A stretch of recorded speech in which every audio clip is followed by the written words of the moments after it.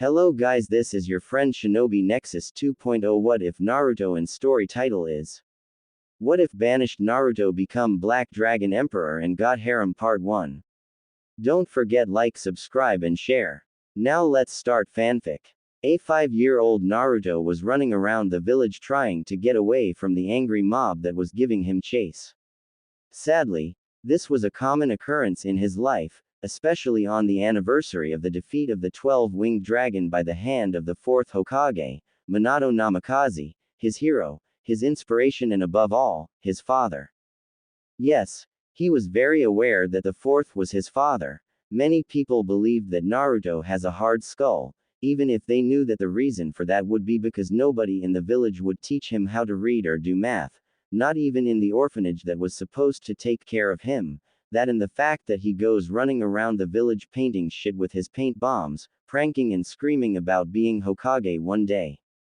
But the truth is that he is quite the genius. All it took was one comment about him being a mini version of the 4th, a thorough search on people in the village with blonde hair and blue eyes, a nervous-looking 3rd Hokage when being questioned about it, a good look at the face in the monument and then at the mirror, and there you go, the clear answer of who his father was. After finding the truth, he didn't know how to feel about him anymore. He respected him as a Hokage. There was no doubt in him that he was the absolute pinnacle of the word cage. But as his father, he felt conflicted, because even if he gave his life to protect the village from the wrath of the 12 wings alongside a woman named Kushina Uzumaki, who he also had a theory about his relation with her, he or they ultimately gave him the fate of being the pariah and the focus of aggression for the whole village. He knew what he carries inside of him as well. Again, all it took to learn the truth was listening to the names the villagers used to call him: Demon Brat, Dragon Brat, and such, the latter being a good giveaway, but it clicked when somebody used the word Jinchuriki. Not knowing what it meant, he snuck into the library and began searching for the term, and after finding that it was used to refer to the containers of the tailed beasts, he just put 2 and 2 together and it all made sense: the names, the glares, the insults, the hate. Maybe his father and probable mother thought that the village would love him and see him as a hero.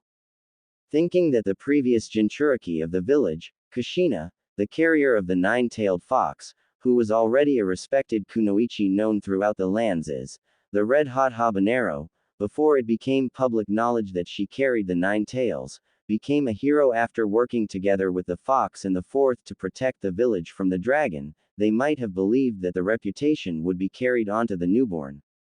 But he still thought that they should have known that the people would hate the demon that brought them close to annihilation and that killed so many loved ones of the survivors of the attack, along with the fact that for some reason the knowledge of his heritage was to be kept hidden from the village.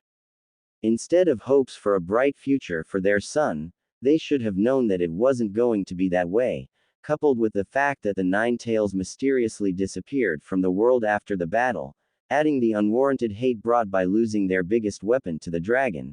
They ultimately left him to pay for their decision. Noble as it might have been, it still doomed him to be a 5-year-old with over a dozen assassination attempts on his head. In the off chance that he was wrong and they weren't his parents, that just made them even worse persons in his eyes by sacrificing an abandoned newborn. So that left him with an incredible bitter savor about his father. While it might have been the most difficult thing in the world to sacrifice your and your children's life to fulfill your duty to the village, he or her were not the ones trying to get away from the very ones that they protected. "Stop running, you damn demon!" An angry male villager screamed. "Kill the dragon, kill him!" A female villager exclaimed while throwing rocks at the little blonde. "You won't escape the legacy of the 4th, we will honor his sacrifice by finishing what he and Lady Kushina started." Another said proudly, as if he was not trying to kill a 5-year-old. Oh, the irony, there's just no point anymore, Naruto thought tiredly while making it look like he had tripped over some rocks. He then closed his eyes and just waited for his death. He didn't have to wait long, as the villagers quickly surrounded him and started beating and spitting him all over the place. But not having enough, some of the villagers who were already wasted grabbed some kunai and began to stab him to finish him off once and for all. Trying to ignore the pain and mentally cursing his parents and the village, he kept his mouth and eyes shut tight until eventually, he felt a huge pain in his heart and immediately all went dark. Soon after, the villagers were starting to cheer and congratulate each other for a job well done, shouting the name of the fourth to celebrate. It didn't last though, as they were quickly detained by mud. The villagers looked around for the caster of the jutsu and they saw an Anbu with white hair and a dog mask with his hands on the ground. Soon after, a female Anbu with a cat mask and purple hair began to cuff them and knock them harshly, mentally cursing each and every one of them and herself, for falling on the diversion the villagers used to throw them off the chase. A third Anbu with black hair and a weasel mask then appeared and quickly made his way towards the limp child. God, what the did you people just do? He shouted angrily towards the drunken shinobi among the villagers, the ones responsible for stabbing the boy. We saved the village, that's what we did. Having that damn demon among us was an insult to us in the memory of the fourth. An angry drunken kunoichi answered back. He's just a child, you bitch. The female Anbu said from behind her before knocking her out cold. Cat. Weasel. Keep your emotions for when you're alone, the white-haired Anbu reprimanded them before turning towards the other male Anbu to say, Weasel, how is Naruto? The dog-masked Anbu asked with a hint of dread and sorrow in his voice. He's gone. Weasel responded dryly, his voice seemingly devoid of emotion. I failed you again, sensei. The white-haired Anbu thought with great sorrow, take his body to a safe place and stay with him while we carry these scum to the Hokage. He ordered while making his way to transport the arrested villagers to the Hokage tower. He turned around and saw the female Anbu looking transfixed at the body of the boy. He brought her attention back when he shouted, Cat, get a move on. Right, Captain. The distracted Anbu answered and began to help her Anbu captain with taking the unconscious people to the Hokage tower. Weasel finished cleaning the body as best as he could from all the blood and then, he began to carry him towards the boy's house. He casted his gaze down on him and soon, a lone tear fell from his chin towards the body of the boy while saying, Naruto, I'm so sorry.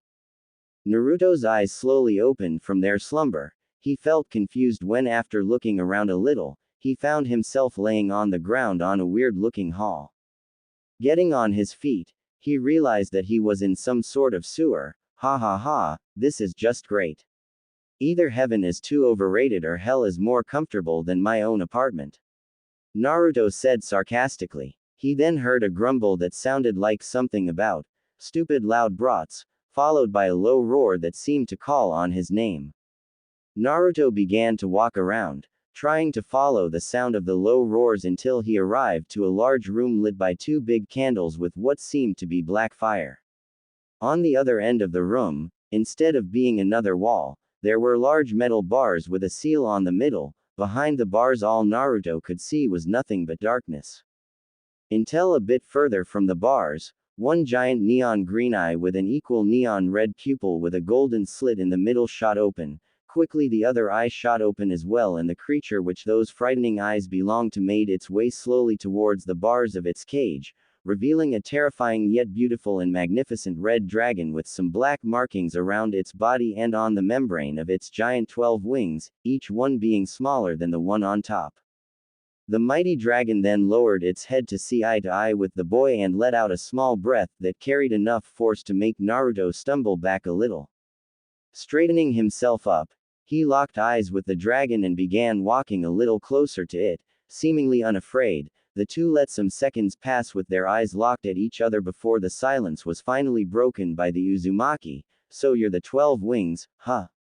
The 12-winged dragon that attacked the leaf and lost to the fourth and the Jinchuriki of the 9 tails. Naruto said calmly. Grr, you insolent brat.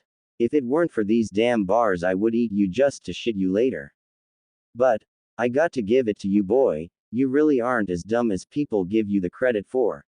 Here I thought you would be crying and shitting yourself for being in my presence, even knowing that you already knew I was sealed inside you. You're indeed as interesting as I thought. The being spoke with a low and divine sound to its voice. Woo, what? How do you know that I knew? Naruto replied with great surprise. Letting a deep sigh, the dragon responded, but maybe you're not that smart either. The dragon mocked just loud enough for Naruto to hear it. Our minds are connected, you fool. I can hear all of your thoughts. I know that you found out about me being sealed inside you and that your father was that blasted man that you call the fourth, and also that the woman with him was probably your mother. He added with annoyance. Right. Then why can't I hear yours? Is it a one-way connection? The blonde asked while tilting his head to the side as a clear sign of confusion. No, you were just too weak to be able to communicate with me. Your death forced me to do all I could to keep your soul here, along with keeping your body from decomposing. The mighty beast replied dryly, showing a little bit of intrigue while waiting for the boy's reaction. Sue, I'm in some sort of limbo then. Uzumaki replied nonchalantly, appearing to be at peace with his own death. Slightly lifting the scales above its right eye, making it look like as if it was arching an eyebrow, the dragon replied, You're taking this much lighter than I would have thought, but to answer your question, no, you died, I just brought you back. Why? The 5-year-old asked sternly. Sigh. 2 reasons. First, if you die while I'm here inside you, I die with you, considering that I'm supposed to be immortal. Well, that would be just a bad look on my resume. The dragon then rested its giant head on its 2 front legs before continuing. And second, in truth, to give you somewhat of an apology. The fools in your village don't have the brains to differentiate between a 5-year-old boy and an 100 meters tall red dragon. And because of that stupidity, your people have poured all their fear and hatred for me into you. That much was true. The dragon did felt a tiny bit of guilt for the boy's mistreatment from his own village. I might be the being on which your kin base the one you call Satan off, but I am not someone that destroys shit just for laughs. My job is to oversee darkness and death in life, nothing more, nothing less. The red dragon finished, giving a small apologetic voice. I see, Naruto said while nodding slightly. He then looked at the dragon again and added, Well, thank you, but I honestly don't think you're the one that should be apologizing though. Wah. Now, there is a tiny list of things that had shocked the mighty dragon, and hearing the boy that has it sealed inside of him and that dude to that has been treated even worse than shit to say that you shouldn't apologize for the treatment that should be directed to you, has been definitely added to that list. Why would you say that? It said, genuinely curious. Seating on the flooded floor, Naruto realized that the water that surrounded him seemed to phase through him instead of soaking him. He looked up to the ceiling and elaborated, Well, while you are indeed a frightening being to see, the way you talk, act and look lets me see that you are as much a prisoner to me as I am to you. Plus, seeing you now directly, the bloodthirsty beast that cares for nothing but death and destruction, does seems too far beneath the being I'm seeing right now. He finished with utmost conviction in his own deduction. Yeah, I'm always right with my picks. The dragon thought smugly. Again, you impressed me with your insight, boy. Even with all your knowledge, I thought you would lash out at me and blame me for everything, it said while adding mentally, Father knows you have the right. The small boy shook his head to the sides while saying, Nope, I would have if you were the creature the world seems to think you are, but seeing you eye to eye and the fact that I don't even know your story, it would make me just as foolish as the villagers. That's why I only have one question for you regarding everything though. He then locked his 2 blue eyes to the dragon's glowing eyes and asked calmly, Why? Elaborate brat. The dragon replied dryly, Not being the mindless creature that people say you are, why did you attack the village? It does seem a small thing for you to do. Naruto explained. Sighing, the dragon rested its head above its massive claws and closed its eyes, letting some time pass to recollect its thoughts. It opened them again after some moments and answered, Yes, you are correct, I didn't attack the village for fun, I don't even care about the human world at all. But you see, before the attack on your village, I had a fight with my brother Arkham. You could say that he is my counterpart in life. The fight was large and in the end I left victorious, but not unscathed. With me leaving weak and distracted, I failed to realize that there was somebody lurking in the shadows, waiting for an opportunity at whoever left with the win. When I realized his presence, it was already too late, and with his damned eyes managed to influence me enough to attack your village. I could feel that he tried to control me, but he was a mere mortal and did not have the power to control a being like me, but it was enough to suggest me to do it.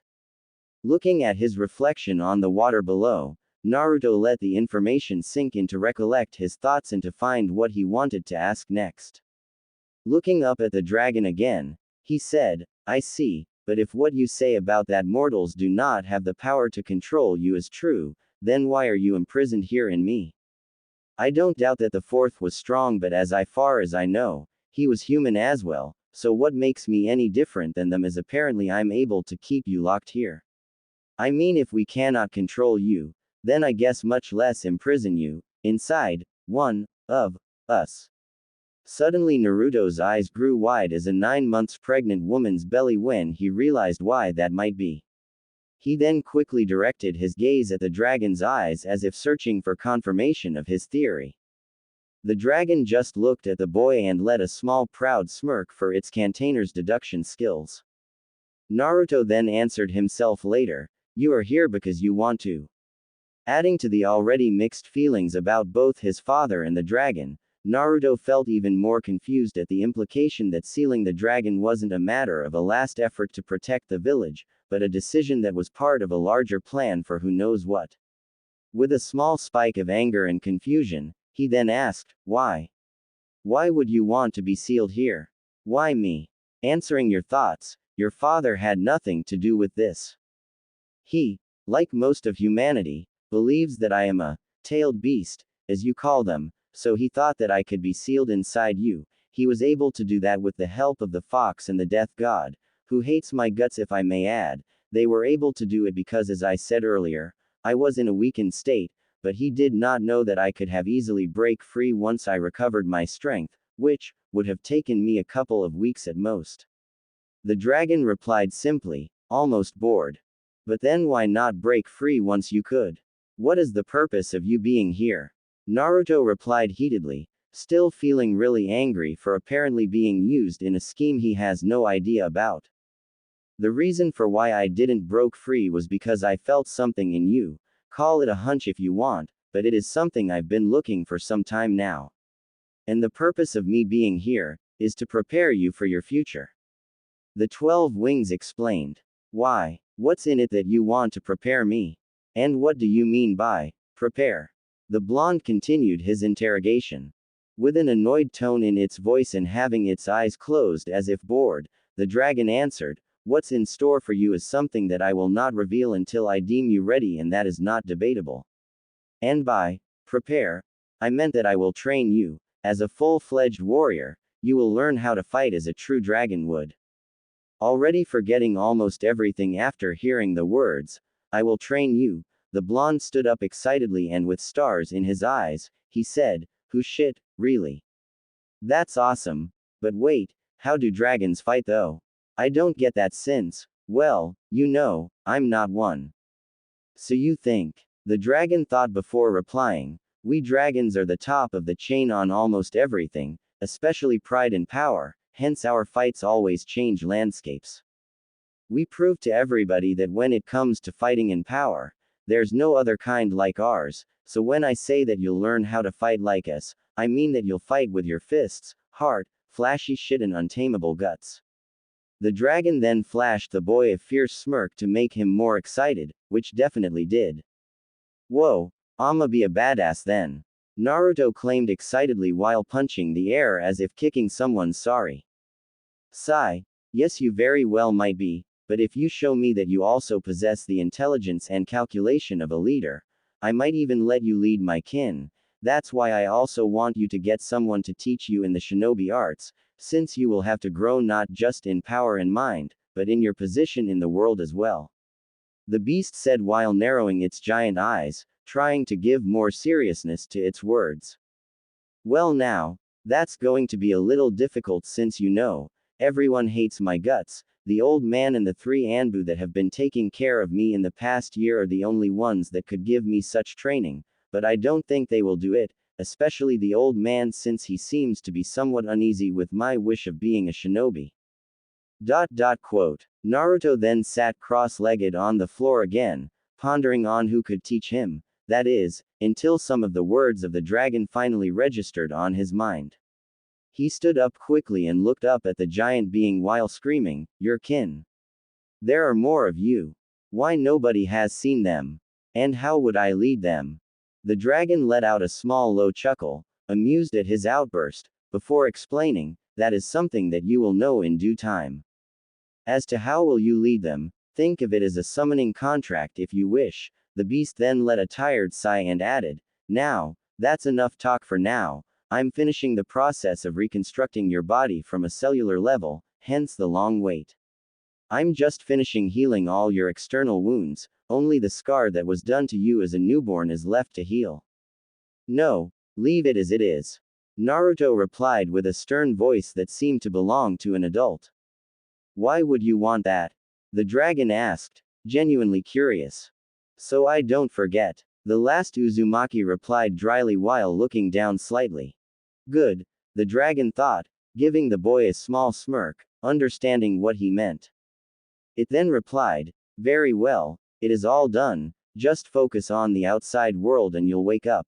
From now on we'll be able to speak mentally with each other. I also took the liberty to allow myself to see through your eyes and feel what you feel. Get some rest because we will start your training tomorrow." The 12 wings then added with irritation, "Now go. I want to get back to my sleep and you've annoyed me enough already."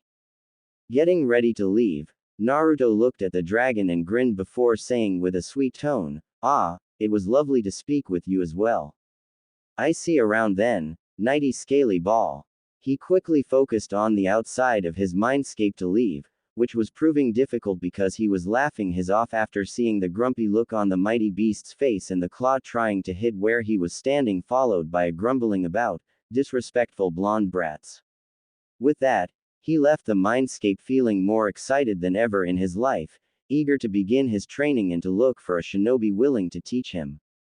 Hiruzen Sarutobi, the third Hokage, is a calm, wise and cheerful man loved by the whole village, usually going around and showing love to his people by giving them a kind warm smile for all to see. However, today was not the case. "This better be a joke because God help me," Hiruzen muttered while trying to control his anger. The third was walking at a fast pace towards the holding cells of the Hokage Tower, spreading enormous amount of killer intent after receiving the report that the villagers had apparently killed Naruto Uzumaki, who to the third, was like a grandson. Arriving to the cells, he looked around and saw the villagers and some of the shinobi with blood on their feet. The villagers just started to shiver in fear under the murderous glare that their leader was giving them all. The old-timer then approached the Anbu captain and ordered, "Hound, report." Hound looked at the Hokage, his eyes showing a great amount of pain and regret when he explained. "Yes, Lord Hokage, while me, Weasel and Cat were watching the boy from the roofs. We managed to catch sight of a mob that was gathering near Naruto's house. We started to get ready to escort the boy to his apartment, but we didn't realize that the mob was meant to keep us occupied while some of the shinobi that were with the mob threw smoke bombs to cloud our view. The time that they managed to delay us was enough for us to lose sight of Naruto and the mob. Once we caught up with them, it was already too late." Quote. Hound looked down trying to be as cold as he could to keep his pain in check. He looked back at the Hokage and finished. "When we arrived at the scene, we saw the villagers celebrating. I seized the chance and kept them in place with a mud jutsu while Cat cuffed and knocked them out. Weasel made his way to check on Naruto who wasn't moving when we arrived and, sigh, he confirmed that Naruto was dead. Some of the people that were in the cells showed joy at the news, while others were smiling smugly as if they were heroes. That was of course until an incredible amount of killing intent was released from the third, so powerful was that it could be felt throughout the whole village, making the civilians practically shit themselves." Steadying his breathing, the third directed his gaze towards an uneasy Cat, who along with Hound and Weasel, made the team that started to take care of Naruto after the third found that many of the ninjas that were assigned to keep an eye on the boy seemed to only interfere after the boy was already badly wounded. He chose the three that seemed to genuinely care for the boy as his guardians. Hound being one of the students of Naruto's father and the only one with the knowledge of his heritage.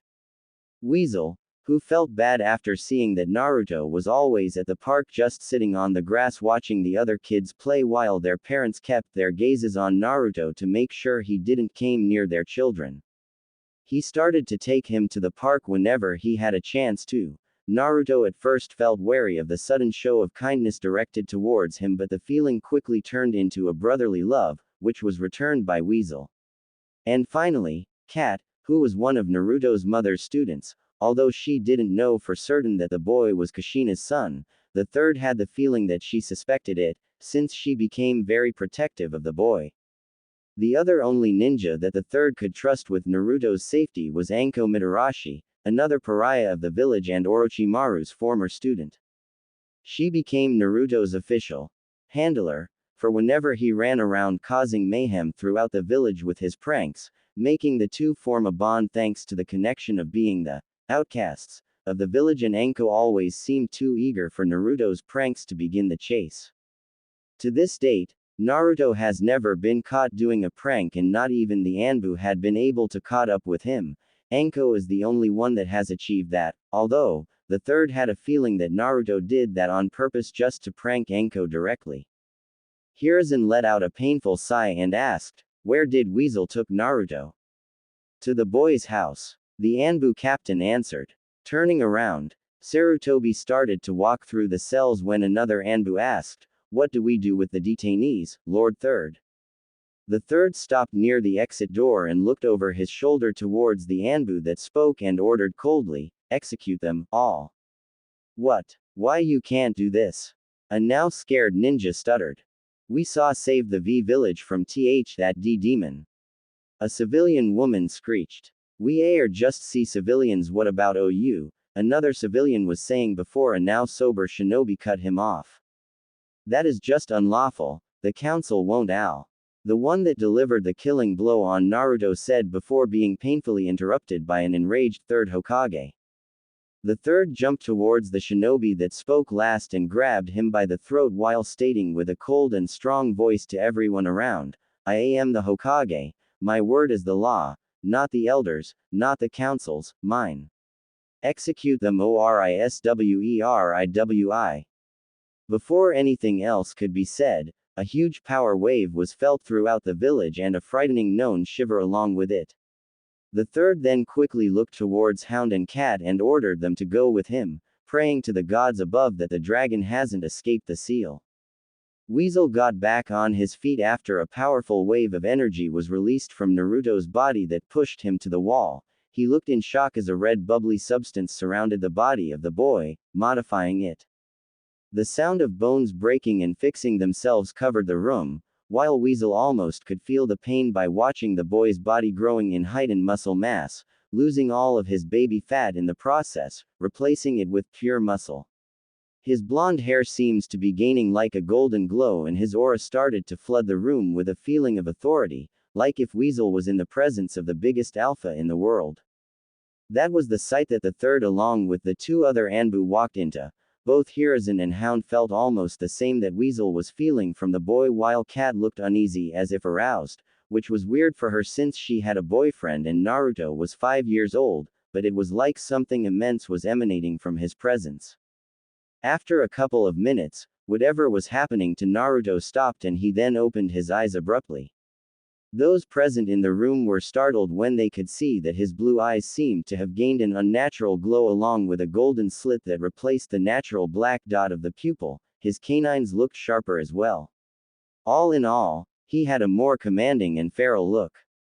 "Ah, what the F?" Naruto said before closing his eyes quickly due to the pain that suddenly assaulted his head. He grabbed his throbbing head and started to feel dizzy, like if a whole library's worth of information was being poured violently into his mind. Feeling pained and confused, he heard the voice of the dragon inside his head explaining. "Relax, brat. What you're feeling is your new enhanced senses. The confusion and pain is because your mind has to get used to the new range of them. Think of it as if your whole body except your mind have been upgraded." The dragon mentally said to him with a bored tone. "Oh, I can even hear and feel the heart of the people around me." It's too much, damn it. How do I control it? Naruto mentally replied frantically, trying to maintain his conscious on. It will take some time to get used to, but in the meantime I'll focus my healing powers on your brain to help you process all the information that you are receiving until your brain gets accustomed to it. For now, just focus on your immediate surroundings and you'll be fine. The dragon answered calmly. Alright, focus, focus, focus. I can feel 4 presences around, 3 of them seem to be male and 1 female. Strange, the female seems flustered by something, her heart is beating like crazy, the other 3 seem like frightened. Naruto thought after focusing on his surroundings before he suddenly felt really warm while his head was being pushed into something soft and squishy. Opening his eyes, he saw that the softness and warmth came from the cat Anbu, more specifically, her. You're alive. Thank God, Cat said while embracing Naruto with all her might, suffocating him in the process, not that he minded going like this at all though. Cat, I think he needs to breathe. Hound said, while the others present were sweat dropping at the woman's sudden excitement. Ah, right. Sorry Naru, she said while nervously giggling, blushing like mad behind her mask. She then reluctantly and carefully broke the embrace with the blonde Uzumaki. Haha. Don't worry about it, Cat. Naruto said with an equal mad blush and a nervous laugh. Ahem. Naruto, are you okay? What happened? The third asked him. Well, I honestly don't know, old man, you tell me. Naruto scratched his scruff and continued. The last thing I remember was being surrounded by the villagers and then boom. All went black, then well, here I am. He feigned ignorance. Naruto, you met it, didn't you? The Anbu captain asked dryly, knowing that the boy was lying. Sigh. I just can't fool you now, can I, Kakashi, hehe. Naruto responded with a nervous laugh. Nope, Kakashi said while giving him an eye smile behind his mask, God knows how he does that. Well, the third said after some seconds of silence. Yeah, I met the scaly ball, Naruto replied, earning an annoyed grunt from his tenant at the nickname. Chuckling, Naruto continued, I suppose that you're asking because of my new appearance.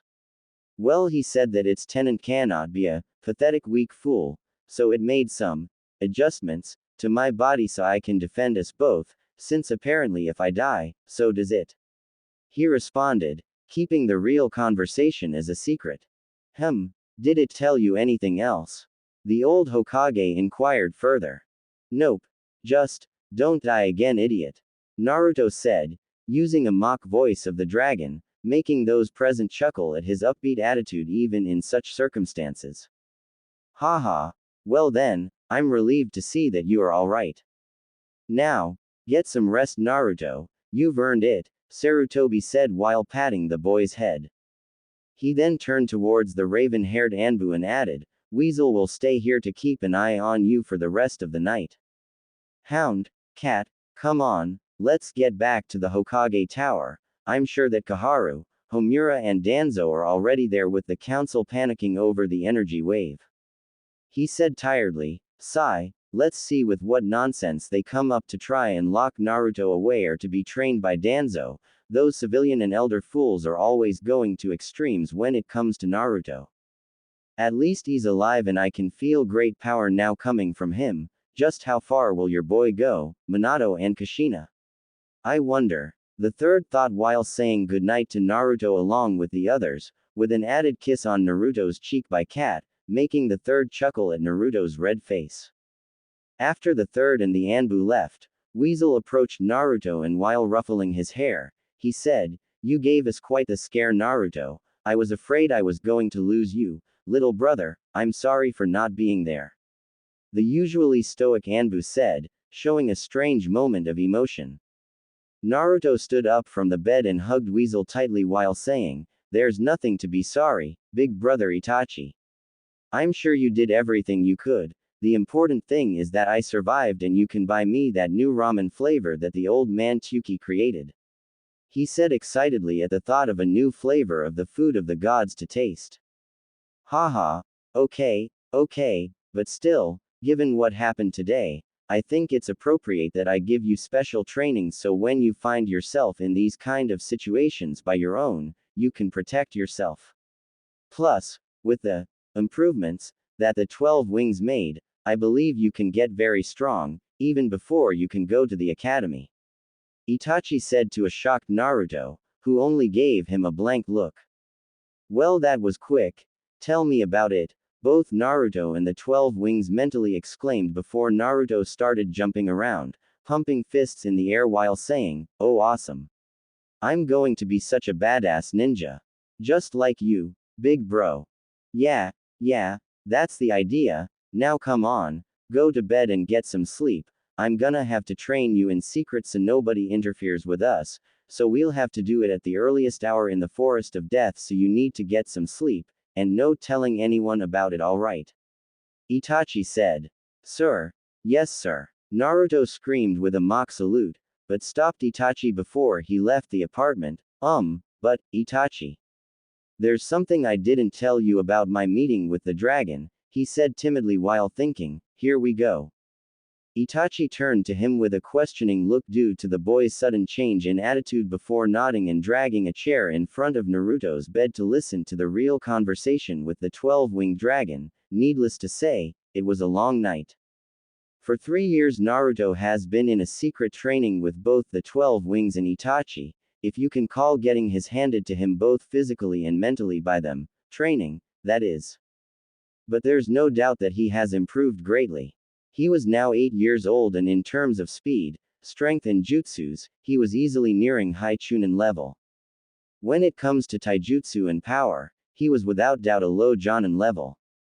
But his genjutsu, while not abysmal, wasn't good at all. Due to his giant chakra reserves he could never achieve the control necessary to cast them, but he was able to dispel them up to a high level C rank. The ones above were dispelled by the dragon itself. The only reason he wasn't higher level was because he was still a child, so even if he did has a big dragon inside him and cage chakra capacity levels, his body could only take so much, but according to his teachers, he had the potential to be the fastest man that has ever lived. He has also changed physically. While not buffed, he was fit, gaining a lot popularity among the female population, which freaked him out because he knew that the dragon had something to do with it, but it always said that it will tell him when the time comes, much to Naruto's ire. He stopped wearing his signature orange jumpsuit in exchange for a black jacket with neon orange ornaments, a gray shirt with a red dragon face tribal design on the front, black Anbu pants with orange stripes on the sides and dark blue ninja sandals. His hair and eyes never lost the glow, so Itachi taught him a basic genjutsu to hide the glow on both his eyes and hair, but he only used the one on his hair since to cover his eyes, he got himself some red shades in honor to his new idol. Itachi is a man that rarely shows emotion, especially regret. There have been less than a few times when he showed such emotion. 2 of those times had to do with Naruto. The first, when he arrived too late 3 years ago and failed to save his life, after Naruto told him about what truly transpired between him and the 12 wings. The regret grew more because Naruto had indeed died, but he turned that regret into determination to make his adoptive little brother a badass shinobi, so he won't ever be pushed around anymore. The other was the one that he regretted the most. On Naruto's 7th birthday, Itachi bought him a music player along with a forgotten record on the corner of the store. Never in his right mind would have he thought that an album called Bit Ma Tongue by the Mighty Killer Bee featuring Big Cloud would have such an impact on Naruto, an embarrassing one at that. As soon as he finished listening the record, Naruto took on preaching about Killer Bee's abilities to rap, which to everyone but him were awful. The blonde Uzumaki also adopted a bit of his eccentric persona. Thank God he hadn't started rapping around, or so Itachi hoped. After being revealed to him that Killer Bee was Cloud's Jinchuriki, his admiration for the dark-skinned rapper blew through the roofs, to the point where Naruto proclaimed that one day, he would become Bee's spiritual successor, much to the dread of those around him. But the cheerful and kind knucklehead never changed, he only matured. His pranks were bigger in scale, and not even Anko with the help of Ibiki had managed to trace a prank back to Naruto. Lately, Not even Anko was enough to give chase, so a new handler was added to help Anko, a kunoichi specialized in tracking, Hana Inuzuka. The Inuzuka felt insulted at first for being put on babysitting duty, but quickly grew fond of the blonde after one big chase where she almost caught him but lost track of him eventually. Hana felt really frustrated for losing him after chasing for a good part of the night. She hungrily got back home but was surprised when she found a note praising her for being the closest ever to caught up with him, along with an all-you-can-eat coupon for her favorite barbecue restaurant, a gesture that greatly touched her. Said Inuzuka was currently running through the trees in the forest of death on search for the blonde, who, for some reason, spent most of his time training inside the forest. She was looking for him to finish his training with his smell and hearing. After gaining his trust, Naruto explained what the 12 wings had done to his body and how it had upgraded all of his senses. So he asked her if she could help him sharpen his senses of smell and hearing, since those were the biggest advantages the Inuzuka had. She was stunned by the revelation but agreed nonetheless, so for the past months she has been helping him getting used to the smells and sounds around him. Since the academy was due to start in a few days, she wanted to finish his training before he entered. Damn it, Naruto, where are you? I've been running around this fricking forest for over half an hour. She angrily said to the winds. Getting frustrated, she went deeper into the forest, to where a big lake was. It was one of the most dangerous places in the forest since giant grumpy crabs live there. But knowing Naruto and his ability to get into dangerous situations, she wouldn't be surprised to find him there, which the sounds of grunts and crab pincers closing proved her right. She then headed closer to the river, but she had to suddenly stop to avoid being hit by a black projectile that crashed on a near tree followed by a grunt. Oh shit, that hurt. When did these shelled bastards learn how to use teamwork? Yo, don't tell me that I made him fools evolve for sake. Naruto screamed while getting on his feet to prepare a counterattack against the crabs, that is, until he noticed Hana looking at him with a confused expression. Yo Hanny, what you doing here? Naruto asked while squinting his eyes and tilting his head to the side. I've been looking for why, you dummy. I wanted to finish your training before the academy's start, but here I find you decimating the crabs. Hana said after regaining her composure from the cute look that Naruto sent her way. Hey, dem fools started it. Plus our feud is 2 years long and growing. I vowed that I will decimate these assholes and I will keep that vow. Leroy Jenkins. Naruto said before giving a war cry and jumping to engage the crabs once again. Though he found himself being grabbed on the back of his jacket by an angry-looking Hana who began to drag the boy out of the forest while screaming obscenities to the crabs. Geez Naruto, can't you keep yourself out of trouble for at least a day? Hana retorted while shamelessly dragging the blonde through the dirt. Hey, it's all just like what the mighty says, don't fear the trouble, don't fear the dream. Make no grumble and make it legit. Yeah, Naruto said while crossing his arms in extravagant ways to make his point clearer. Grr, just what the hell does that even means? It doesn't even make sense. Seriously, stop listening to that guy's rap, it's just filling your head with nonsense. Hana angrily replied while dragging Naruto through the village, now by the wrist at least. Huff. Shame. There's just no love for true art. Hey, where are we going now? He said. He really felt sad to see such heresy from his precious people. He wanted them to understand the message the mighty was giving, but they stubbornly continued to deny such enlightenment, poor fools. She just sighed tiredly. She really liked the boy a lot, but she will never understand his love for such nonsense. To my clan's training grounds, I want to see how you use the knowledge I gave you in a spar against one of us. Hana responded. But wouldn't your clan be angry if they knew that you taught me some of your techniques? The Uzumaki said while scratching his cheek. Yeah, they would, but before I started training you, I asked my mother if it was alright. She was hesitant at first until I told her that it was for you, so she agreed. She's the head of the clan, so nobody can go against her. Plus, we'll be in my family's private grounds, so nobody will be the wiser. Hana said when they reached the front doors of the Inuzuka compound. As they walked towards the clan's head residence, Hana noticed that the dogs around the compound felt intimidated by Naruto's presence. Some of the smaller dogs were even whimpering, hiding behind their masters. They weren't the only ones affected though. The male Inuzuka members seemed to be aggressive towards the boy, as if they felt their claimed territory was being threatened by the blonde, while the females seemed to be flustered as he walked past them. Some of the younger ones were even blushing like mad, which agitated the males even more. They weren't the only females affected though, as Hana felt the same way when she met the boy for the first time. She might not be as feral as her clansmen since for some reason, she didn't inherited most of the traits and bloodlines of her clan, which bothered her greatly. Because of that, most of her clan tends to look down on her. She knows that if she weren't the clan's head daughter they would have likely kicked her out of the clan already. But she did possesses the basics of her clan, her smell, ability to understand dogs and their combination jutsus and their animalistic instincts. Those same instincts are the ones that drives her mad with arousal whenever she is in the presence of Naruto. She had asked the Heimaru brothers if they've felt something special coming from Naruto once before.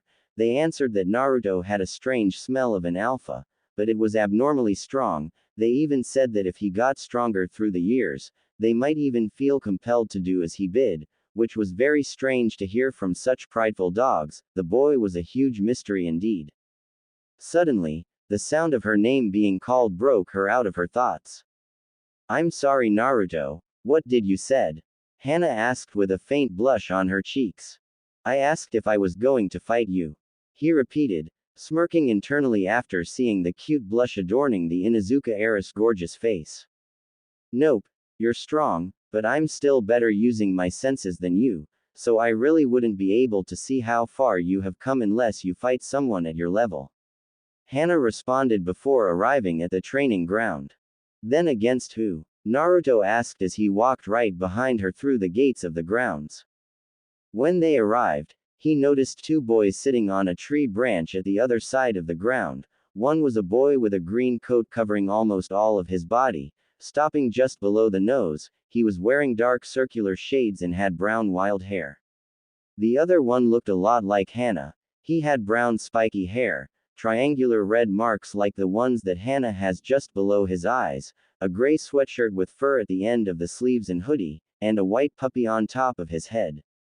"Why, my little brother, of course." "Hey, come on," Hana said with a smile as she urged the boys to come close. As the boys approached, Hana said, "Naruto, this is my brother Kiba and his friend Shino. Kiba will be your opponent for this spar." "It's a pleasure to meet you, Naruto," Shino said politely.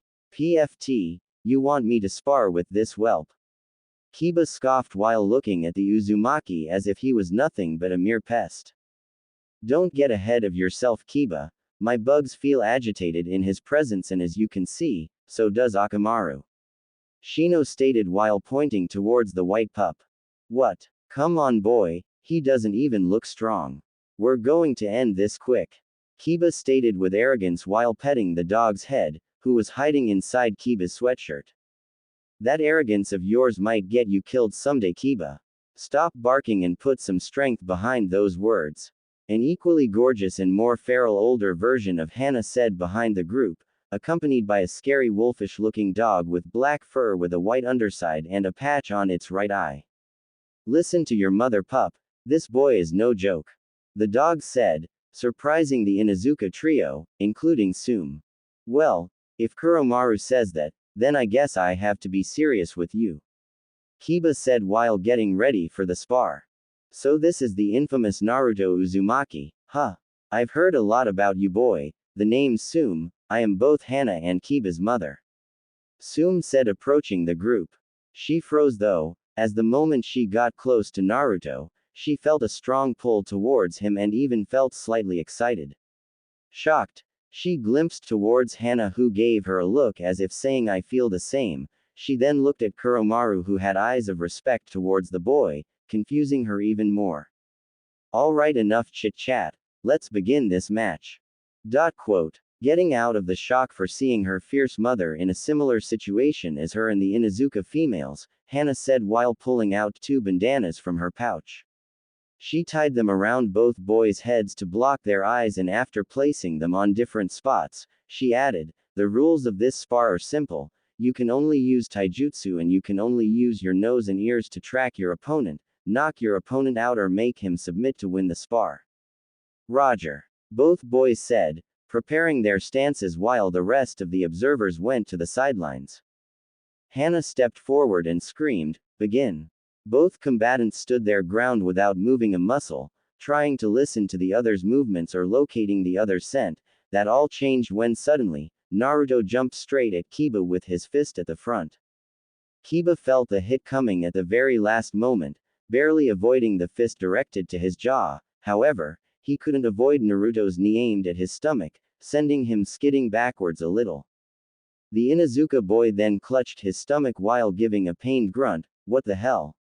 How did he found me so damn fast? I couldn't smell him or even hear his breath and it took him seconds to connect with me.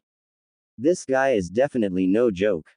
Kiba thought while crouching and trying to find Naruto's presence. On the sidelines, watching the spar on the side across from Shino, the Inuzuka mother and daughter watched as Naruto was easily fighting Kiba using only 2 senses. Hana then turned towards her mother and asked, "Mom, you felt it too, right?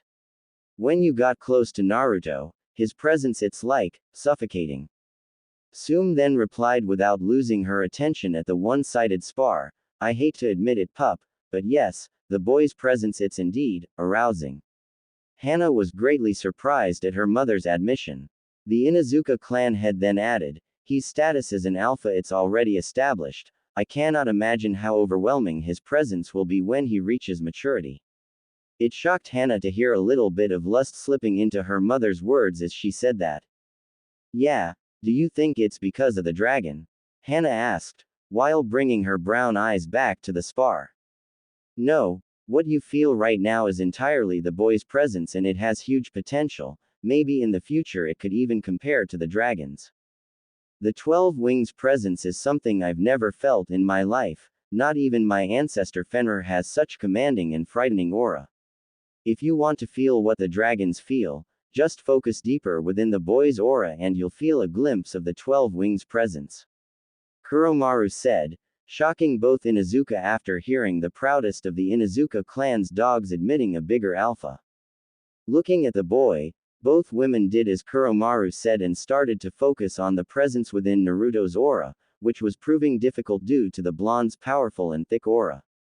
After a few moments of concentration, they felt an incredible amount of power course through their bodies. The presence was such that it even draw a bit of their animalistic instincts out, arousing both women to the point that they even felt their undergarments getting a little wet. Granted, Sum had faced the mighty dragon on the day of its fierce attack, but back then, she only felt malice and foul presence, but now focusing on its aura, for the first time in her life she felt both aroused and frightened at the immense presence of the mighty beast. "You unbelievable. He heard about how magnificent dragons were, but this amount of authority, it's just unbelievable." Sum said, shocked at the feeling, her body still shivering slightly after such intense presence. Tell me about it." Hana weakly responded, doing a little worse than her mother since she was blushing and panting a little. "You should dry yourselves. The spar has ended and they will notice your excitement," Kuromaru said, amused, and gave them a low growl-like chuckle after seeing the Inuzuka women's red cheeks. Back on the grounds, Kiba was getting on his feet slowly after yielding his defeat. He took the bandana off and said heatedly, "Damn it. How the hell did you do that? I couldn't land a single shot and you hit me 5 times. Your breath, it wasn't easy to locate it, but you didn't concealed it very well. Once I found that, I focused on your breath and as the spar went on, you got frustrated and started showing your presence, that's why I was able to make you submit." Naruto gave a calm reply while shrugging, angering the Inuzuka boy even more. "Why you?" Kiba angrily said while approaching Naruto in a threatening manner. "Kiba, that's enough. Accept your defeat and turn that embarrassment into motivation to get better." He beat you fair, so own it. The Inuzuka matriarch chided her son before she looked back at the boy that has piqued her curiosity. And good match, Naruto, your skills are quickly growing sharp. Sume said while getting close to the boys, using a seductive tone when she praised the blonde's growth, earning a small spark of jealousy from her daughter. Thank you, Lady Sume. It wasn't easy, but I appreciate the remark. Hehe. Naruto said while blushing at both the praise and the tone of her voice. Just Sume, brat. Sume said with a feral smile while waving her hand in dismissal. Arg, whatever, Kiba said angrily before walking away, dragging Shino with him after the latter bid goodbye to those present. Sigh, prideful as ever, he definitely needs a humbling, Hana said, disappointed of her little brother's arrogance. She then brought her gaze back to Naruto and added, anyway, great match, Naruto. Seeing now, I can say, I have nothing more that I can teach you. As you grow up, your senses will only get sharper, so keep on training and don't hesitate on asking for my help. Hana showed a little glimpse of sadness and disappointment at the idea of not training the boy anymore. Sensing her sadness, the blonde said, thank you, Hana. You helped me so much already. And don't feel sad, you're still one of my dreaded handlers, along with Ko. Naruto gave a small laugh, trying to cheer the brunette a little. Haha, you're right, it won't take long for your next prank to come, I'm sure. Hana said with a brighter tone now. Well, thank you for your hospitality, Hana and Sume. I gotta go meet the old man though, so I gotta run, but I'll see ya both around, aight. Night. He gave them a warm smile that made them both blush and then began to walk away. Nodding and bidding him a good night, they stared at the retreating form of the boy, smiling while feeling their bodies still affected by his incredible aura. He's an interesting one, Hana said to her mother, wearing a content smile. Indeed, Sume replied, still feeling a little flustered. It was a cool night in the village hidden in the leaves, and Naruto was lazily walking through the streets with his hands behind his head. He was currently grumbling about the way the people in the Inuzuka compound were behaving around him. Damn it. Just what the hell did you do, Ryu? It's been 3 years and you haven't told me why people become either aggressive or aroused at my presence. And stop saying that is because I look better with the changes you made to my body. Even Hana's mother, who I know has a reputation of being one the toughest kunoichi around, had her heart beating erratically, so I know there's more to it. Naruto heatedly asked the dragon through his mind.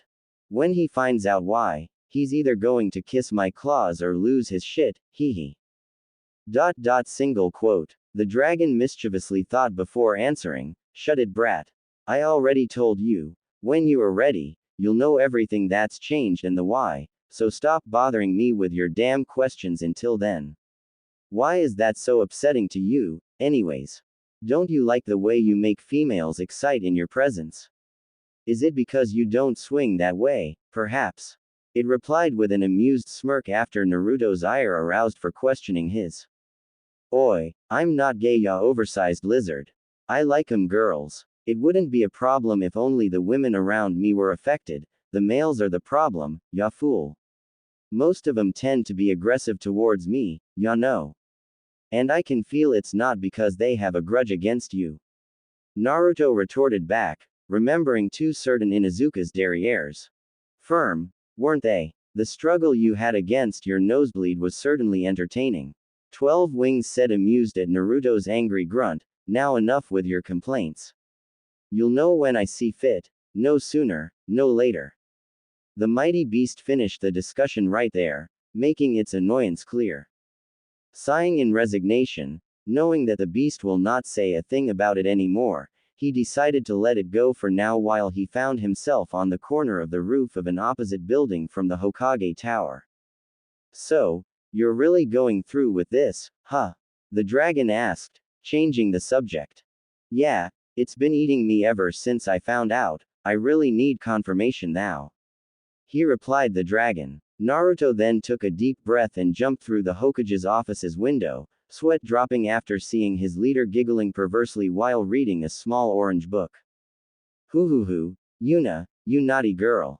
The pervert known as the third Hokage said, a mad blush on his wrinkled cheeks and a small drop of blood running down his nose all the while. Oi, ya old pervert! Naruto screamed, startling the perverted Hokage in the process. Seriously, he's always reading that smut. He thought with annoyance at always seeing his adoptive grandfather reading that perverted book. Wah, oh, ahem, and Naruto, my boy, how are you doing? The third said after frantically hiding his book on a key drawer. Naruto just walked to the couch that was below the Hokage pictures before answering, nothing special really, chillin', just wanted to chat. Oh, that sounds good my boy. How's been your training with the 12 wings, Itachi and Hana? Hiruzen asked the blonde while signing some of the paperwork on his desk. He had already sent his Anbu guards a silent signal for them to leave Hiruzen alone with the blonde. The old man had the feeling that his surrogate grandson wanted to discuss something private, so he allowed them complete privacy. Painful, Naruto complained, earning a chuckle from the third, but I can't deny it has worked. Ryu has been teaching me how to fortify my mind to counter its power's ill will so I can begin to summon it without too much fear of losing my mind, he then added. Big bro Itachi has been giving me hell with weights all over my body to improve my physique and my speed while he kicks my. He massaged his butt as if trying to get rid of some ghostly pain, and my training of smell and hearing with Hana just ended today. She said that she had nothing more that she could teach me at the moment, so I guess that's it. Naruto finished while looking at his father's portrait. That sounds impressive Naruto. Never thought the dragon would be so eager to help. Hiruzen said, not missing the direction Naruto's eyes were looking at, what about your jutsus? He then asked, trying to avert the boy's attention from the pictures. Well, I know some basic fire and earth jutsus. I've perfected the substitution and the henge, the clone jutsu I just can't seem to do it though. Itachi said that I just had too much chakra for that in genjutsu, but I cover it with the shadow clones you taught me old man, and Ryu has been teaching me how to blow true dragon's fire. Naruto replied while puffing his chest with pride over his skills. True dragon's fire? The third asked in confusion. Yup, apparently, the fire that a true dragon blows is as hot as magma, so it has been teaching me how to do it. Naruto explained before getting back on his feet. That sounds impressive. The third said with a strange nervousness starting to creep up on his gut after seeing the serious look that Naruto was showing. Yeah, Naruto said while giving his back to the Hokage. He then took a deep breath and asked, old man. Did he hesitated that day? His gaze was directed at the picture of Minato Namikaze.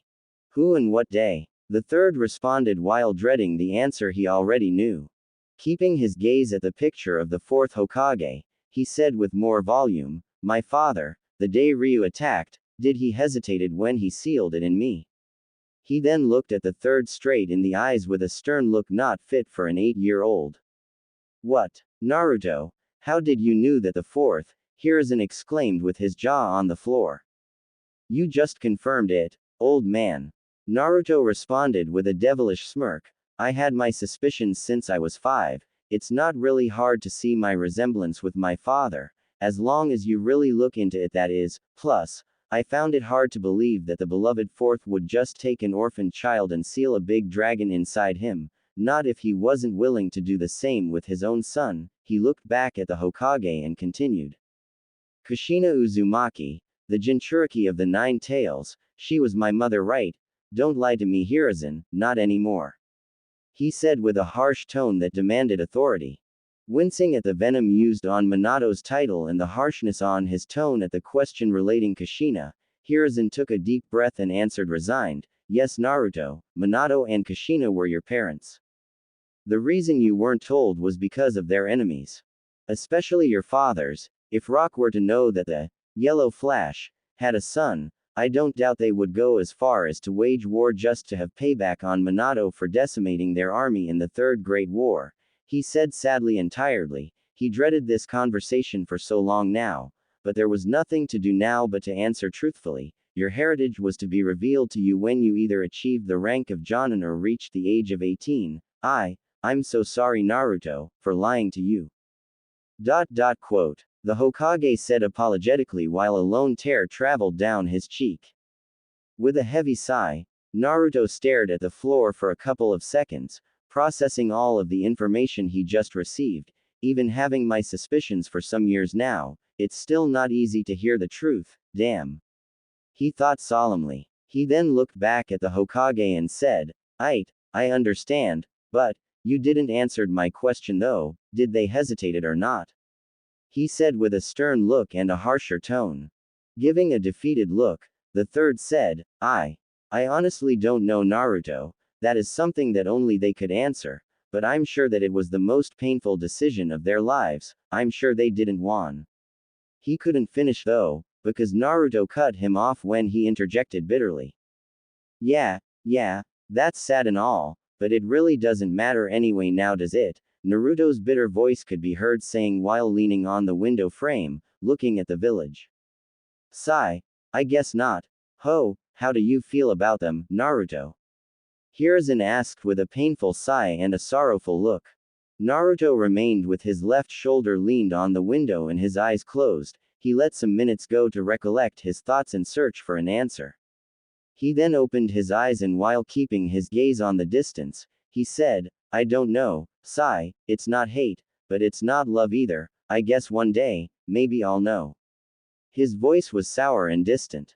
I feared as much, I knew one way or another he would resent you Minato, Kushina, I just hope that resentment does not turn into hatred or it could lead him to a very dark path. The third thought with a sad look, feeling his real age for the first time in years, I see, he replied after some seconds of uncomfortable silence. After some minutes of more silence, Naruto walked in front of the Hokage's desk and with arms crossed, asked, did they left anything for me? Something that could help me with my career. Nodding, the third replied after a sigh, actually yes, they did. The old-timer then walked towards the previous Hokage pictures, he took the fourth picture and removed a hidden lock on the back, revealing a scroll, he took it and gave it to Naruto then while explaining, they left this for you, I don't know all the contents, but Minato instructed to give it to you after you were told of your heritage. I see, is it all? The blonde took it and said after looking at it. No, your parents' fortune is yours, I believe the instructions to claim it are in the scroll. Your parents' house is yours as well, there might be some scrolls and books that'll help you on their library, but I'm afraid you won't be able to live there until you reach the Chunin rank, I could try and force Th. He was saying until Naruto cut him off again. Don't worry about it, I'll just pick the stuff that can help me, I have no interest on that house or anything but the knowledge. Naruto said with a considerable amount of bitterness in his voice. Sigh. I see, well, it's yours anyway so you can do with it whatever you want. Hiruzen replied with a sad smile when seeing Naruto's conflicted feelings for his parents. Well, thanks old man, I better get going so I can go through the stuff in here. Itachi gave me the week to rest before the start of the academy, so there might be something to do in here. Naruto said while walking to the office's window, well, see you around old man. He said while getting ready to leave. Alright Naruto, have a good night, I'll be here if you need me. The third said with a grandfatherly smile. With a slight nod, Naruto left for the roofs and headed to his apartment, leaving a third Hokage to melt on his chair while looking at the ceiling, with a defeated feeling flooding his heart.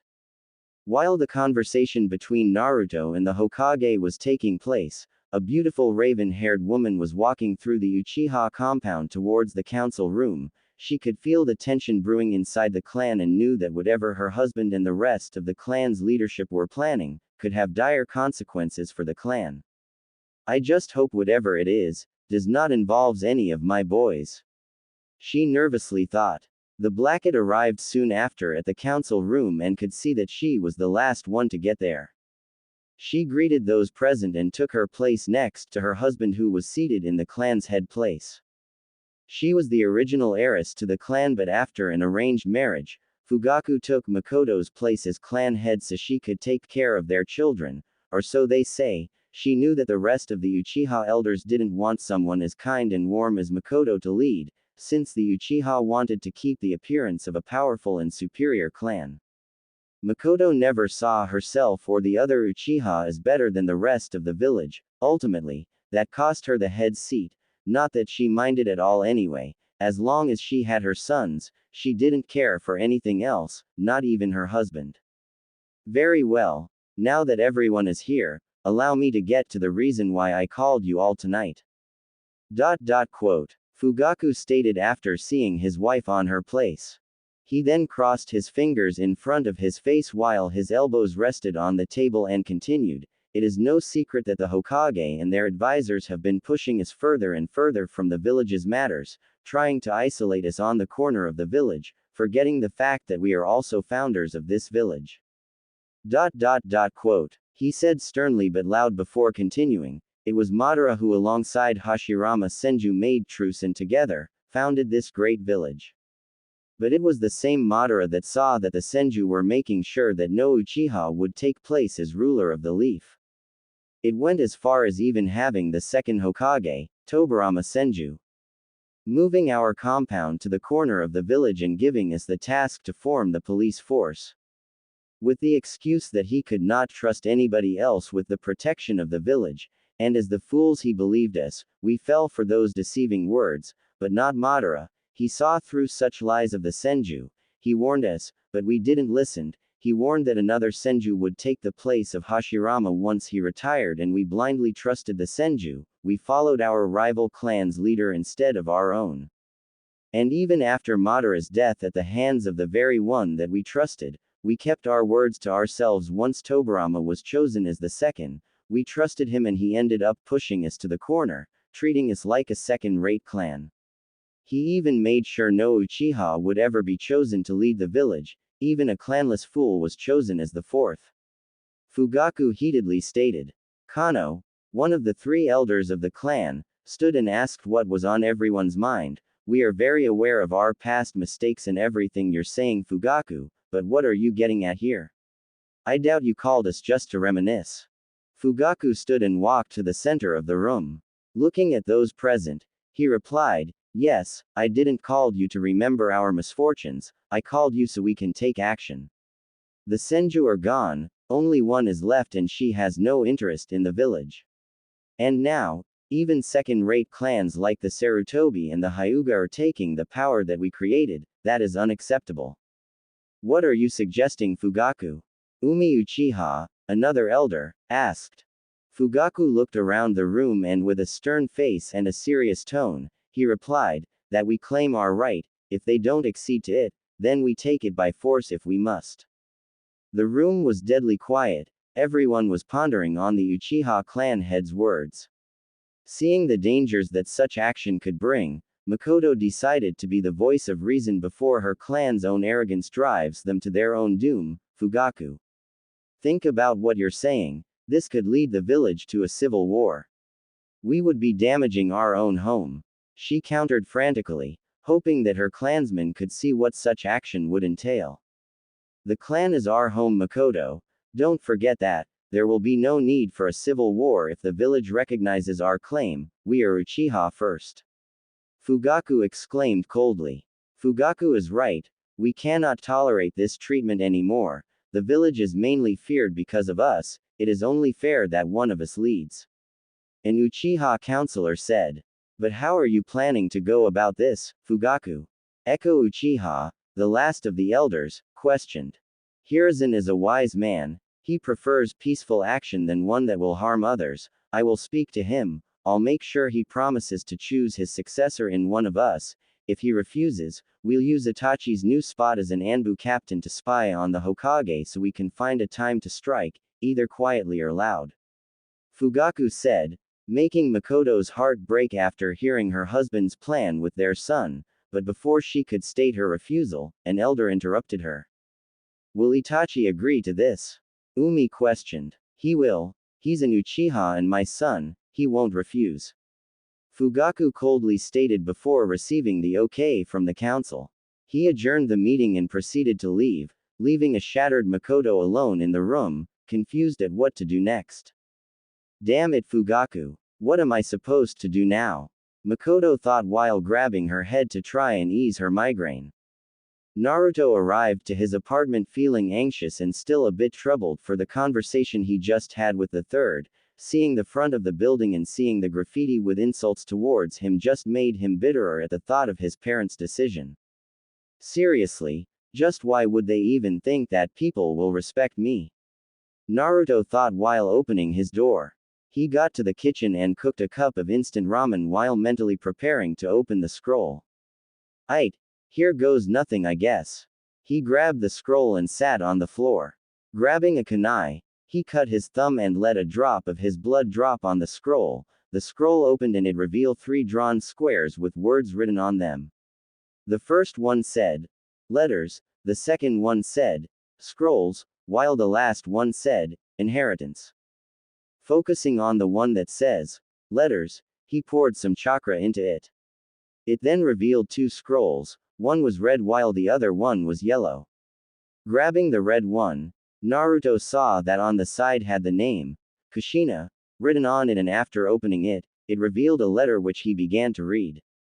Dear Naruto, hello my beautiful baby, I am your mother. I don't know if I'm going to be able to be with you and watch you grow up, so in case I don't, let me tell you something about me so you can know me a bit.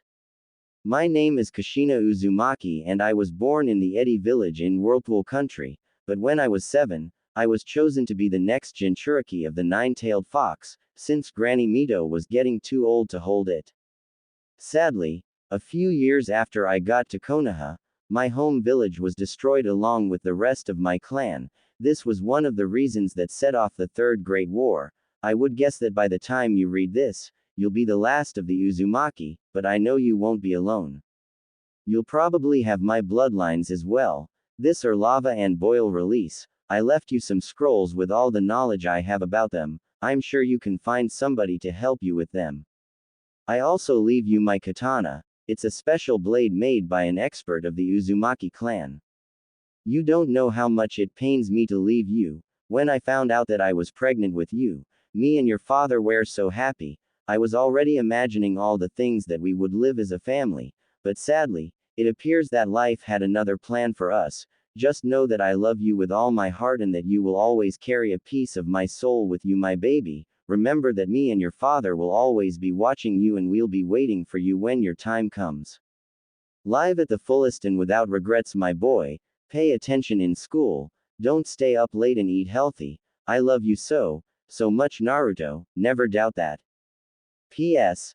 Stay away from ramen. Your father was an addict to it, but it's not good for your health. And also, when you find Kurama, take care of her. She might be a bitch at first, but she's just lonely. Love, your mommy, Kushina Uzumaki.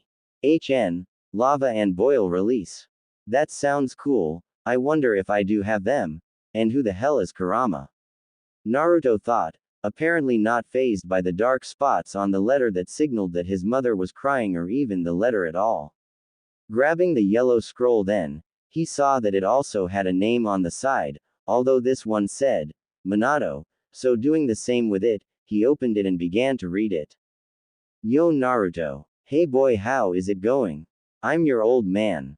I know that there must be a lot of things going through your mind once you hear the truth of your heritage. Whatever you feel right now, my boy, know that leaving you is the hardest thing I can have ever go through, but I hope that in time, you come to understand our reasons. I know it won't be enough, but your mother and I will always be in your heart. Let me tell you a little bit about myself. My name is Minato Namikaze and I was an orphan. I never knew my parents or anybody who shared my last name, but Hiruzen took care of me when I left the orphanage and went to the academy, where I met you, mother. I had the dream to become Hokage to protect everyone, especially you and your mother, a dream which I achieved when I was named the 4th after the Third Great War. The reason that the knowledge of your heritage was kept hidden from you was because of the enemies I made in the war, especially Rock. The whole village loathes me, so I trust that now that you are strong, you can take on anything that is thrown at you.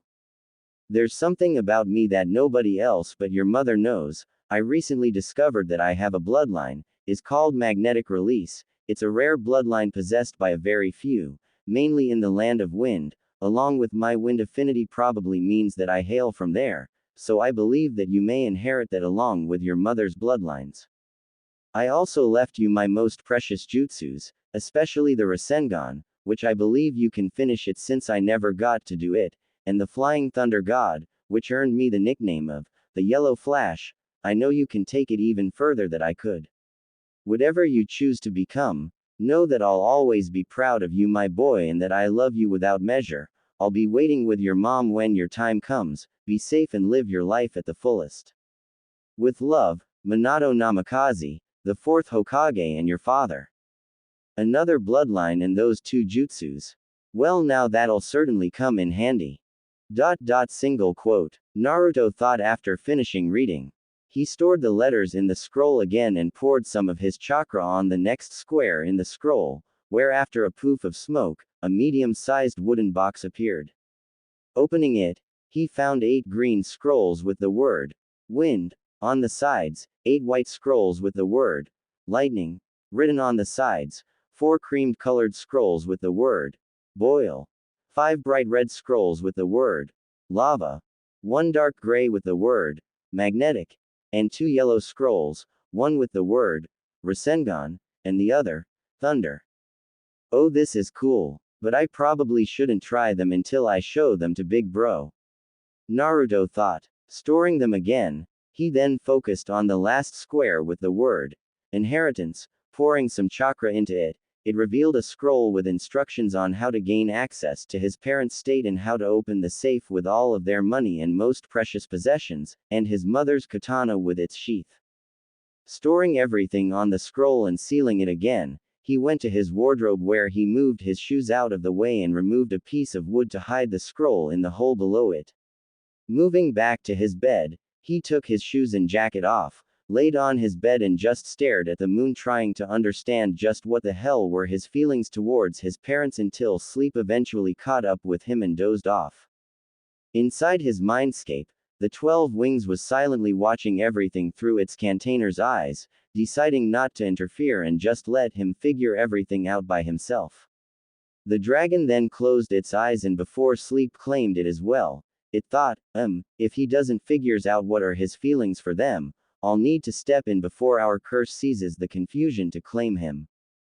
Makoto Uchiha was pacing around her home like crazy. She was going mad on her head trying to find a way out of this mess, and she knew that she had to choose between her family and her village.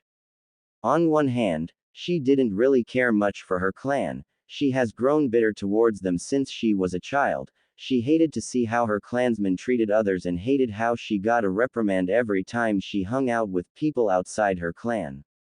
But even so, her 2 sons were also part of the clan and they were her life, but the thought of sacrificing innocent people in a civil war just to show that they were the strongest clan was unbearable.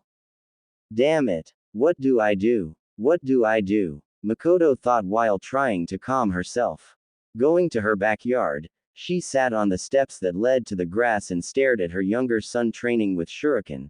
Fugaku is even trying to turn Sasuke like him, an arrogant little prick. Doesn't matter how much I try to make Sasuke understand that he can be his own person, he only cares for Fugaku's acknowledgement. She thought bitterly. She hated to see her younger son like this. Makoto. Breaking out of her troubled thoughts, she turned around and saw her husband walking towards her. With a small frown on her face, she bid a good morning to him before he said, "Come, Itachi is waiting." Getting up, she followed Fugaku to a room where Itachi was waiting for them. Kneeling in front of him, he took on a kneeling position as well and said, "Good morning, father and mother. What is it that you wish to discuss with me?" Itachi loves the village more than he loves the clan. I know that he won't go along with this, not willingly. Makoto thought with worry at the idea of her son being forced into this madness. She then looked at her husband with a hint of hate before he explained. Itachi, your clan needs you. You've seen how the Hokage and his elders treat us, putting other clans ahead of us, co-founders of this village, denying our right at the Hokage seat. The clan, your family, cannot take this anymore, so we are going to act. Fugaku, strangely, was showing a little bit of eagerness. Sigh, I knew this would happen. Itachi kept his gaze to the ground as if processing the information he just received. Looking up at his father's eyes again, he replied with an expressionless look, I understand, father. What is it you wish me to do? What? This can't be happening, and not him too, please. Makoto was shocked at hearing her eldest son seemingly agreeing with the plot.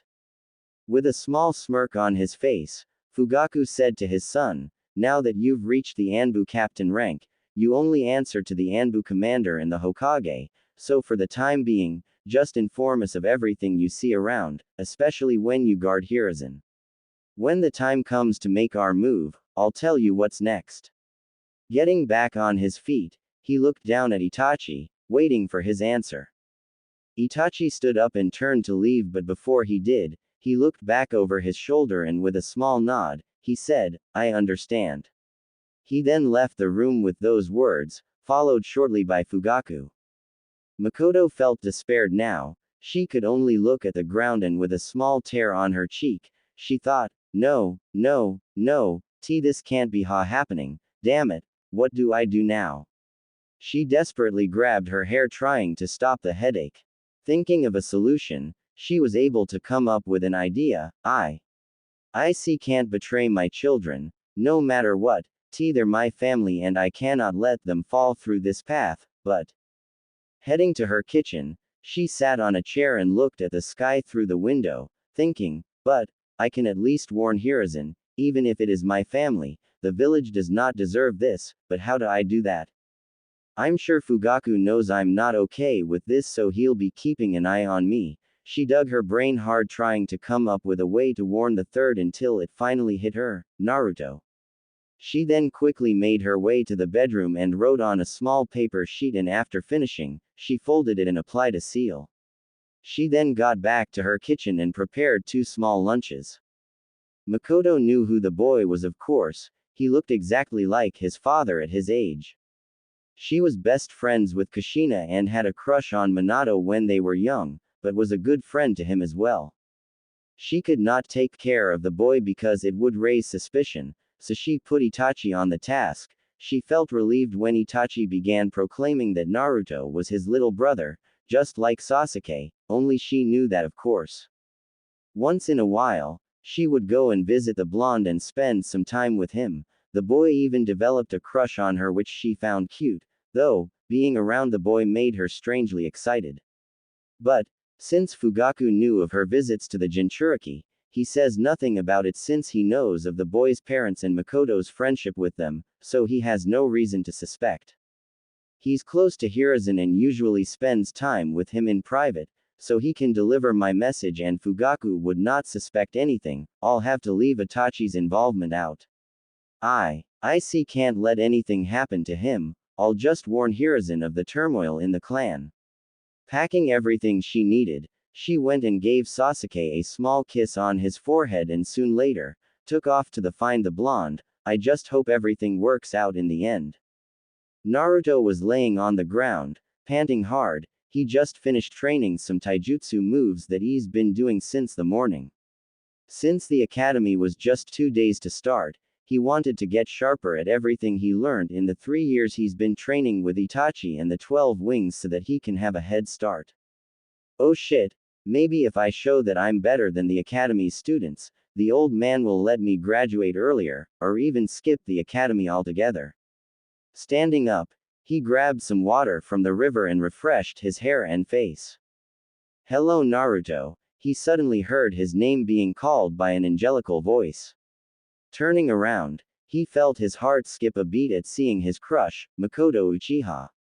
Oh yeah, he had a big crush on the Uchiha matriarch. Don't get him wrong though, he liked Kat, Anko and Hana as well, but Makoto's lovely attitude and cooking just made him develop a crush on Itachi's mother, even more so when she once in a while came to spend some time with him. What is his hair and eyes glowing?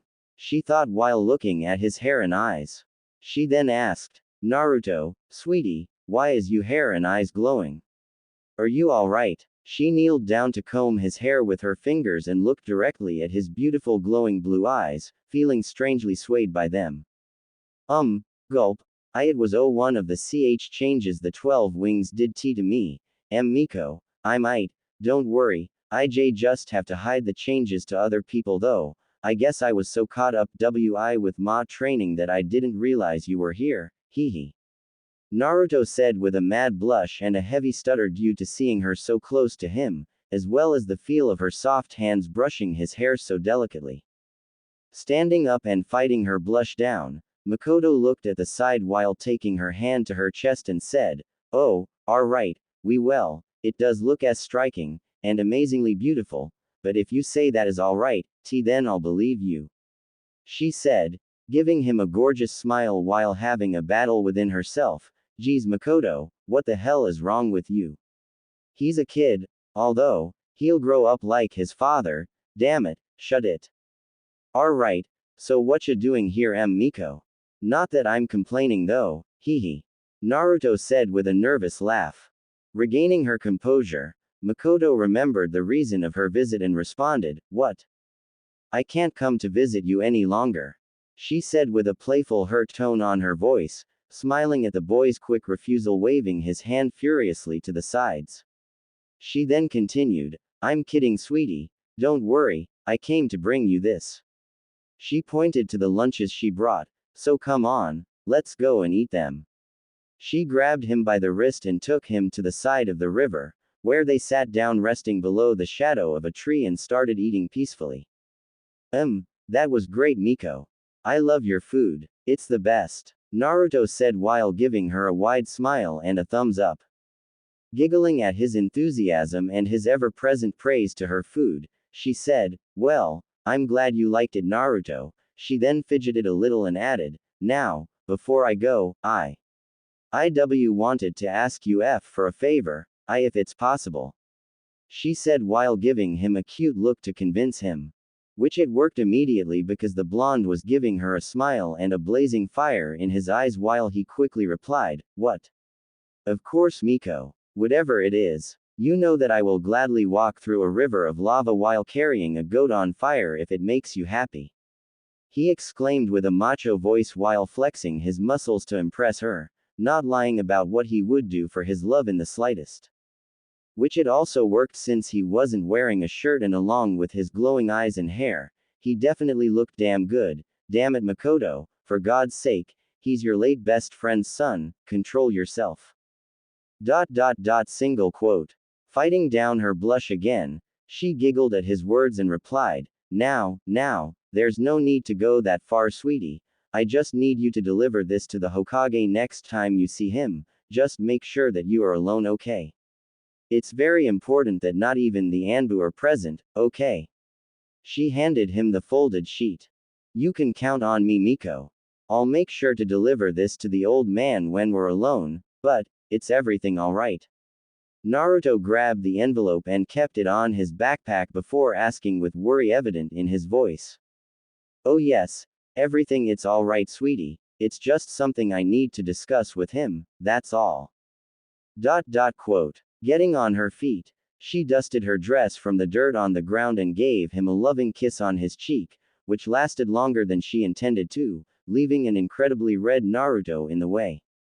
Smiling after breaking the kiss, she said lovingly, "Well Naruto, I got to go now, don't overdo the training, alright? And good luck at the academy, you know that whatever you need help with, you can just ask Itachi for me and I'll come right away." She then flashed him a dazzling smile and added, "Well, I'll see you next week, bye sweetie." She waved at him and left with a blush on her cheeks while thinking, I just hope that Hiruzen will be able to ease the clan. Damn, she's so beautiful yo. Naruto thought while touching the cheek that Makoto kissed. Deciding to call it a night, he picked up his stuff and walked home, thinking about a dark-haired beauty on the way back home. Three figures walked towards the Hokage Tower. They were on a meeting with the civilian head counselor when an Anbu interrupted the meeting saying that they have been summoned by the Hokage to discuss an urgent matter. "What could be so important to call us at this hour? Do you have any idea Danzo, Kaharu?" Homura asked to his fellow elders who were walking beside him. "No idea, let's just hurry up and see what it is." Danzo replied dryly, keeping his cold demeanor. Arriving at the tower, they headed to the Hokage's office, and once outside of it, they knocked on the door. They heard the voice of the Hokage saying come in and proceeded to open the door. After the three walked into the room, they noticed that the third was there with Weasel at his side. We are here, Lord Hokage. What is it that you wish to discuss so urgently with us? Koharu asked after the three elders stepped into the room. Urging them to take a seat, Hiruzen motioned Weasel to come close and said, Yes, Weasel, please inform them of everything you just told me. Very well. Itachi removed his Anbu mask and began, as you might know, my clan is currently in a turmoil. My father and the rest of the council feel that we are not given the respect that we deserve, so they are planning to force Lord Third to choose his successor from the Uchiha clan, and if the Hokage is to refuse, they are planning to stage a coup to take control of the village by force. Also, they've asked me to spy on everything I see at Anbu HQ and whenever I guard Lord Hokage. He explained with a stern look. I knew that something was brewing inside the Uchiha clan, but to think they would go so far as to risk a civil war just to take the power of the village. Koharu said worriedly. She was a pacifist and she really didn't like where this was going. This is indeed very troubling, Lord Hokage. What is that you intend to do? Homura asked after fully registering Weasel's troubling words in his mind. I'm going to let Itachi report to his father and his clan, let them think we are oblivious to everything. Itachi said that Fugaku will come to try and convince me to oblige to their claims. I'll try to ease them then, I do not want things to spiral out of control. The Hokage said while massaging his temples, trying to ease his raging headache. We cannot let this go out of control, we need to assure that they pose no threat to our village. Does everyone in the Uchiha clan feel the same as the council? Danzo said. On the outside he seemed calm and calculative as ever, but on the inside he was greatly interested in this development that could present great advantages for the old war hawk. I'm afraid so. Everyone in my clan is taught to think as an Uchiha first, the village always comes second. Itachi said with a stoic face, not revealing the disappointment he feels towards his clan. And what about you? Why betray your clan and your father? Homura asked the Uchiha. Because I love the village, I serve the leaf first, it has always been that way. Itachi answered without a drop of doubt in his voice. Yes, thank you for your loyalty, Itachi. The third exclaimed with pride in his voice. But what do we do if the tension continues to rise? I don't believe they will easily accept to back down. Danzo said, with interest hidden in his words, an interest that both Hiruzen and Itachi managed to catch. I'll take care of it. Itachi responded without hesitation. What do you mean, Itachi? Hiruzen asked, not liking the sound of the Uchiha heir's ominous words. The problem is rooted deeply within the Uchiha's teachings. Even if we were to assassinate the Uchiha council, the idea to revolt will continue. The only way to avoid it will be if there's no one left to revolt. Itachi replied coldly, as if what he was hinting at was not disturbing him one bit. You're surely not suggesting, Koharu said with shock on her face, dreading the answer to come. Yes, Elder Koharu, if push comes to shove, I will decimate my clan, but it will be me who does it, no one else. Itachi said without hesitation or remorse in his words. Are we crazy? We are talking about slaughter here. An entire clan. Hiruzen, you can't possibly support this. Koharu exclaimed heatedly. This was madness, there was no excuse for slaughter. With a heavy sigh and a giant headache, he thought, I'm definitely getting too old for this shit. With closed eyes he then responded, Itachi is right, Koharu, as much as it pains me, if I have to choose between a civil war or the Uchiha clan, then I see no other way. They've been thinking this way since Tobirama sensei took the position, they've always thought the Uchiha comes before the village. His voice was tired and the remorse was palpable. Sigh. This is madness, Koharu muttered dejectedly. It's been a long time since I've seen you take the right choice, Hiruzen, although, I believe we shouldn't give them time to plan. Danzo said, urging for immediate action. No, the elimination is a last resort plan, I'm not going to go through with it if I can help it. I know that just like Itachi, there are Uchiha who are loyal to the village first. Quote. The third said while thinking, the message that Naruto gave me from Makoto supports that. She's just a desperate mother protecting her children. I cannot deny them the chance to straighten their path. Standing from his chair, Hiruzen looked at the village through his windows and said, then it's settled, we will continue normally. When the time comes, we'll proceed accordingly. Understood, Lord Hokage. The three elders said in unison before stepping out of the office, leaving the Hokage alone with Itachi. I'm sorry about this, Itachi. I cannot even fathom how hard it must be for you to do this, the third said to Itachi with an apologetic smile. It is not, Lord Hokage. I love my village and I will do everything in my power to protect it, even if it pits me against my own blood, but I only have one request, Itachi said with stern eyes. The old Hokage nodded and took a seat to listen to the Uchiha teenager's request, praying to God that things don't unnecessarily escalate. Oh man, what time is it? Naruto muttered as he woke up at the morning light. Looking at his clock beside his bed, he freaked out saying, oh shit. I overslept, damn big bro's gone be mad. Heading to his bathroom, he quickly brushed his teeth, grabbed an energy bar after, and ate it on his way towards the forest of death. Running as fast as he could, he arrived at the clearing and looked around searching for Itachi. Not seeing him anywhere, he let out a breath of relief before going stiff at the sound of a voice that said, you're 30 minutes late, little brother, you didn't get sloppy on me this week now did you? Itachi said, coming out from behind a tree. Scratching the back of his head, he said nervously, what? No. I just overslept, thinking about stuff, ya know, hee hee. Haha, okay, I'll give you a pass for today. Itachi said while approaching him. He then sat down on the grass and asked Naruto, so, did you spoke to the Hokage about your parents? Sitting down on the grass as well, Naruto replied, yeah, I spoke with him and yes, the fourth and the Jinchuriki of the 9 tails were my parents. Quote. Looking down at the ground, he grabbed a scroll from his backpack and channeled some chakra into it, making the scroll open. Naruto then began to get all the contents out of it while saying, this is what they left me, they also left me their house but I really have no interest in living there, I'll just go and take the stuff I need from the library and the vault. I see, Itachi muttered before seeing the square with the word, letters, written on it. He figured that both Minato and Kushina left him some letters. Knowing his inner turmoil regarding his parents, he asked, did they wrote you some letters? Receiving a nod in confirmation he continued, and how do you feel about it? Looking at the sky while taking a deep breath, Naruto answered, I honestly don't now big bro, it's confusing really.